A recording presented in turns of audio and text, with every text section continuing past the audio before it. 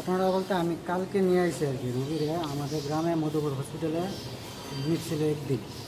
এখান থেকে রেফার করছিল হাবানিয়া হসপিটালে। এখান থেকে আমরা টাকা পয়সার একটু সমস্যা ছিল, এই জন্য বাড়িতে নিয়ে গেছি। বাড়ি থেকে এর পরের দিন এখানে আমরা গ্রামে একজন আশা ছিল, ওনাকে দিয়ে সে ফোন করলাম অ্যাম্বুলেন্সের জন্য।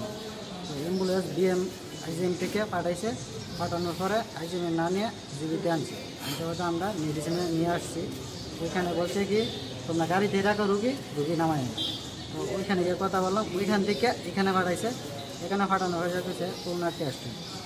ওইখানে আমি যেটা করোনার টেস্ট কেন মানে একটা সমস্যা হয়েছে কিডনি, মানে দুটা কিডনি আজকে থেকে 1-1.5 বছর ধরে সমস্যা এখানে বুক করছে। মানে কলকাতা নিয়ে ডাক্তার দেখানো হয়েছে, আজকে থেকে 8 মাস হয়েছে। মানে 5-6 ওইখান থেকে ডাক্তার দেখানোর পরে 5-6 মাস ভালোই ছিল, এখন 1-1.5 মাস ধরে এরকম। আর শ্বাসকষ্টের আছে এটা প্রায় 2 সপ্তাহের ভিতরে মানে এরকম হইতেছে আর কি। তো আমরা না পেরে এখানে আনছি, আনার পরে তারা এখানে ইয়ে করছে। কালকে বিকেলে আমি 5টা-5:30টার দিকে এখান থেকে চলে গেছি। সকালে কি শুনছো?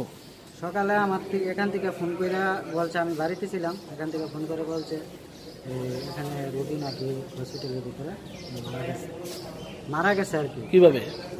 গলাতে দিয়ে কাপড় লাগিয়েছিল, ফাঁসি দিয়ে মারা গেছে। তারপরে আসলাম, আসে দেখি এই অবস্থায়।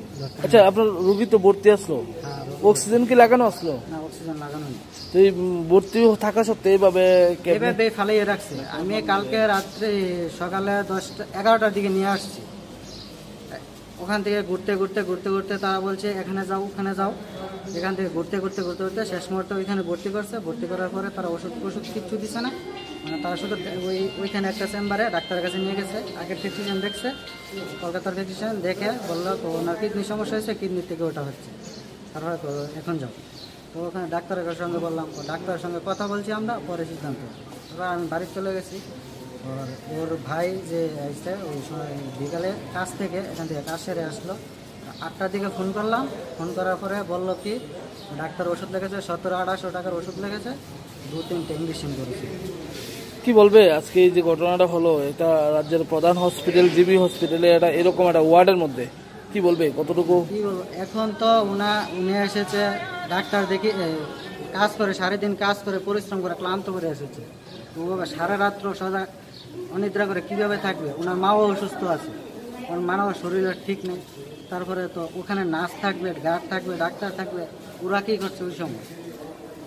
ওরা তো দেখতে হবে নাকি রুগী কী করছে না কি আসে বিষয়। আর রুগী তো কাছেই যাচ্ছে না ডাক্তার।